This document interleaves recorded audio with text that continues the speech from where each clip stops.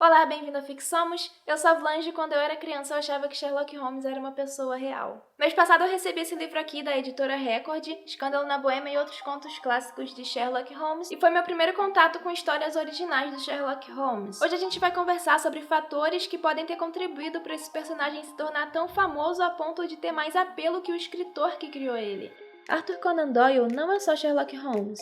Ele escreveu muitas obras ao longo da carreira, inclusive obras de não-ficção, e os primeiros contos que ele publicou quando ainda estava na faculdade de medicina no final dos anos 1870 ainda não tinham Sherlock. Só em 1887 foi que ele publicou Um Estudo em Vermelho, a primeira obra em que apareciam Sherlock Holmes e o Watson, médico, amigo, companheiro de apartamento do Sherlock e narrador das histórias. Nessa época, a literatura policial ainda era algo novo, considerando que o pai desse gênero, o Edgar Allan Poe, começou a escrever policial menos de 50 anos antes da publicação do Estudo em Vermelho, e não existia nenhum personagem detetive como Sherlock Holmes que privilegiasse o método dedutivo para resolver os crimes, então esse já foi um primeiro diferencial. Depois do Estudo em Vermelho, Conan Doyle publicou mais 3 romances e 56 contos com Sherlock Holmes, o que contribuiu muito para popularizar o personagem. Os contos desse livro são alguns que foram publicados na revista britânica Strand Magazine a partir de 1891 e é dele que eu tirei todos os exemplos que eu vou usar no vídeo. Entre os artigos que eu vou citar, um deles está na internet, eu vou colocar o link aqui na descrição, e os outros estão nesse livro aqui, que é uma coletânea com todos os romances do Sherlock Holmes, mais um apêndice com alguns textos informativos. Então qual é o segredo do sucesso do Sherlock Holmes? Deixa um like no vídeo, se inscreve no canal se você ainda não é inscrito e vamos investigar.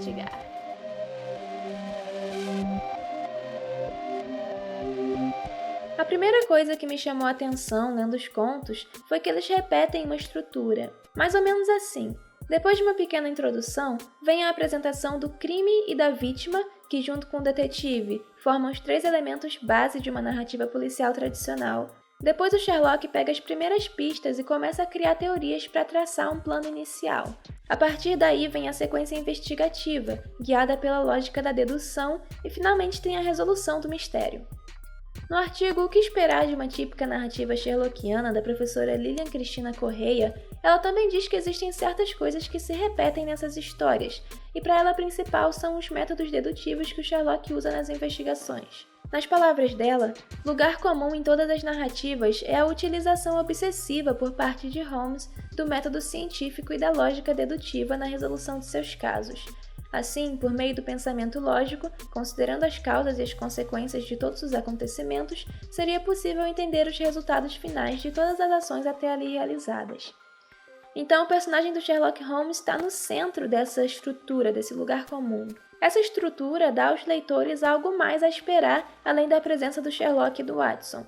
Na época em que o Conan Doyle estava publicando as histórias, os leitores que já tinham lido alguma sabiam que nas próximas teriam uma característica no próprio enredo que eles já conheceriam, e eu acho que isso tornava mais confortável e fácil o consumo dessas histórias.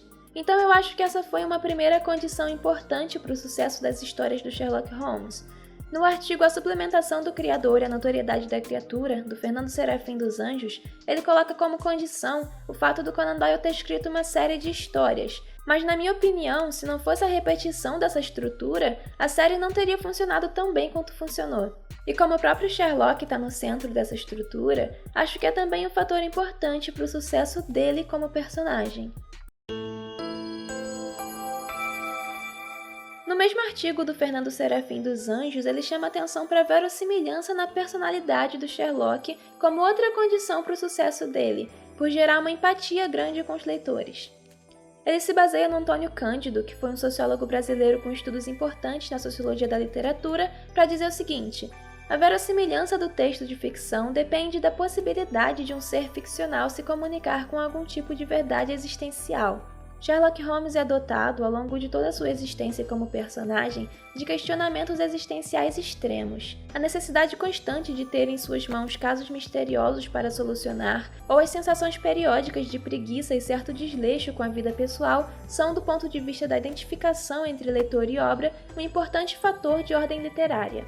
Essas características do Sherlock ficam muito visíveis em contos como Escândalo na Boêmia, em que ele passa meses lendo livros velhos e cheirando cocaína, ou O Ritual Musgrave, que tem a seguinte passagem narrada pelo Watson.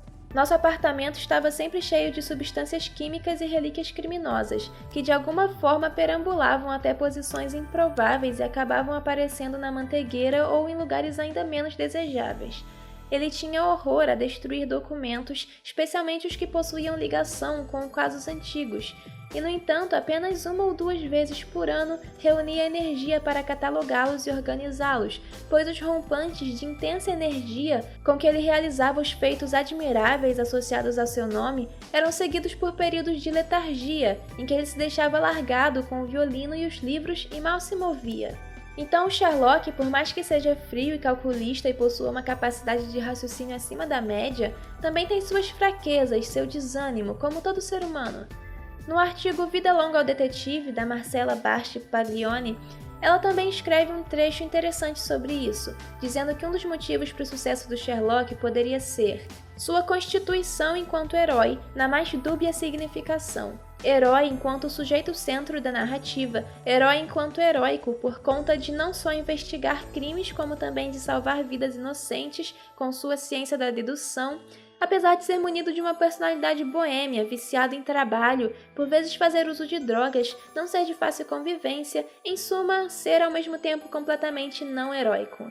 E a Lilian Christina, que eu mencionei no tópico anterior, diz que Sherlock é expert em diversos assuntos, considerado como uma máquina na resolução de casos impossíveis, mas guarda uma identidade pessoal, íntima, mais do que secreta. Quando está fora de algum caso, torna-se depressivo e melancólico, o que acaba por aproximá-lo ainda mais de seus leitores. A gente também pode fazer uma análise filosófica dessa identidade do Sherlock a partir do existencialismo. O pai dessa filosofia, Soren Kierkegaard, viveu no início do século XIX, alguns anos antes do Arthur Conan Doyle. Segundo Kierkegaard, a vida em si não faz sentido, é o ser humano que escolhe um sentido para ela e assim foge do tédio e do vazio existencial. O Sherlock, ao que dá a entender, escolhe o prazer que o trabalho dele proporciona. No conto A Liga dos Ruivos, ele chega a falar para o Watson: "Minha vida é gasta em um esforço constante de escapar da banalidade da existência. Esses probleminhas me ajudam." Os probleminhas se referindo aos casos que ele resolve. Então o Sherlock tem essa dualidade, o melancólico vivendo no vazio existencial e o gênio, a máquina de resolver mistérios. Uma dualidade que torna o personagem humano, verossímil e desperta empatia. No artigo da Lilian Christina, ela diz que essa solidão íntima do Sherlock é preenchida pelo Watson, então de certa forma o Watson completa o Sherlock. No livro A Jornada do Escritor, Christopher Vogler apresenta o herói ficcional como alguém que enfrenta uma busca por totalidade. O herói é um ser humano incompleto e as partes que faltam na identidade dele são incorporadas a partir de outros arquétipos, outros personagens que representam aspectos da personalidade desse herói. Eu acho que o Watson aparece nas histórias como o principal representante de aspectos psicológicos que completam o Sherlock. Watson, como melhor amigo do Sherlock, desperta o lado afetivo dele, o lado humano que precisa de companhia e reconhecimento. Um trecho que ilustra isso está no conto Os Seis Napoleões, quando Watson e um detetive da Scotland Yard batem palmas para o Sherlock depois de ele resolver o mistério. Uma onda de cor brotou nas faces pálidas de Holmes, e ele fez uma reverência para nós como o grande dramaturgo celebrado por sua plateia. Era nesses momentos que ele deixava de ser uma máquina de raciocínio e entregava seu amor humano por admiração e aplausos. A mesma natureza reservada de orgulho peculiar e que desdenhava do renome popular era capaz de se comover profundamente pelo fascínio e o elogio espontâneo de um amigo. O Watson também tem um comportamento centrado que de certa forma equilibra o comportamento excêntrico do Sherlock. O Sherlock é o tipo de cara que prega cartas na parede com uma faca e guarda fumo dentro de um sapato, enquanto o Watson é mais sensato, mais cuidadoso, até mais agradável. E ainda, como narrador e como personagem que interage diretamente com Sherlock, o Watson induz ao leitor um olhar que faz a gente tanto acreditar na sabedoria do Sherlock quanto criar empatia por ele. Por exemplo, ao mesmo tempo em que o Watson acha incrível a habilidade dedutiva do Sherlock, ele sabe que aquilo não é mágica e ajuda o leitor a aceitar aquela habilidade como algo verossímil, como no conto Escândalo na Boêmia. Quando ouço descrever seus motivos, comentei, a conclusão sempre me parece tão ridiculamente simples que eu poderia chegar facilmente a ela por conta própria. Porém, a cada sucesso de seu raciocínio, me vejo perdido até que você me explique o processo. É mais ou menos assim que os próprios leitores poderiam se sentir, ou é como se o Conan Doyle quisesse que os leitores se sentissem do mesmo jeito que o Watson. Afinal, é com os olhos do Watson que o leitor entra em contato com Sherlock. Além disso, pelo Watson ser um típico cidadão inglês com uma capacidade de raciocínio regular, ele faz um contraste com as habilidades dedutivas do Sherlock, sendo um fator essencial para a identidade de gênio do Sherlock. Até pelo lado simbólico, o Watson completa o Sherlock. Foi uma coisa interessante que o professor Luiz Henrique Assis Garcia me fez notar no artigo Investigações Policiais na Era Vitoriana e as Habilidades do Detetive. Watson é um médico, e o Sherlock usa métodos investigativos semelhantes aos da medicina, no sentido de identificar sintomas, entre aspas, que um leigo não conseguiria perceber e, juntando os fatos de forma lógica, chegar a um diagnóstico. No artigo do Fernando Serafim, ele diz que o fato das histórias do Sherlock serem bem inglesas foi um fator de interesse para os leitores na Inglaterra, onde essas histórias eram publicadas. Outro artigo que também fala disso se chama As Personagens que Povoam o Universo Sherlockiano, do professor Matheus da Rosa Pereira. Ele atribui o sucesso do Sherlock, além de outras coisas, ao fato de ele representar bem os dilemas dos leitores, considerando tanto características humanas atemporais, como o lado melancólico do Sherlock que a gente já falou, quanto características da sociedade da época. Era uma Europa onde estava se expandindo uma ciência positivista, que passou a valorizar mais a razão e o pensamento lógico na busca pela verdade, ao invés do pensamento mítico e religioso, mas esse positivismo ainda não estava consolidado como algo normal, cotidiano. Ainda existia um questionamento sobre se essa racionalidade toda tomaria conta do lado emocional das pessoas, então era um dilema para aquela sociedade. O Sherlock seria um personagem que incorporou esse dilema no dualismo do homem racional viciado em resolver mistérios pela dedução versus o homem íntimo solitário, preso ao tédio e usuário de drogas. E essas características do Sherlock melancólico também dialogavam com os leitores, principalmente as classes média e alta da Inglaterra, porque naquela época existia uma pressão social para essas pessoas se encaixarem na imagem do cidadão moral e saudável. Só que todo mundo tem vícios, e essas pessoas se viam obrigadas a manter os seus vícios por baixo dos panos, fosse o uso de drogas ou sentimentos e comportamentos que naquela sociedade poderiam se passar por loucura. E o Sherlock é um cara esquisitão, cheio de vícios, então para essa classe média inglesa, ver um personagem que era errado bem na frente dos olhos deles pode ter contribuído para a empatia. Além disso, tem um conceito do sociólogo Roland Barthes que é código de referência, quando o escritor utiliza no livro certos conhecimentos científicos ou saberes culturais comuns a uma sociedade. O uso desses códigos nas histórias do Sherlock Holmes aparece, por exemplo, nos estereótipos sobre mulheres ou estrangeiros. Estereótipos esses que inclusive são usados como premissa em alguns argumentos lógicos do Sherlock, sendo que, na lógica dedutiva, para o argumento ser verdadeiro, as premissas precisam ser verdadeiras. Hoje em dia a gente não acharia verossímil uma história em que o detetive resolve um mistério a partir da premissa de que mulheres são histéricas e emocionalmente frágeis, mas naquela sociedade era um pensamento comum. Então, contribuía para a identificação dos leitores com as histórias.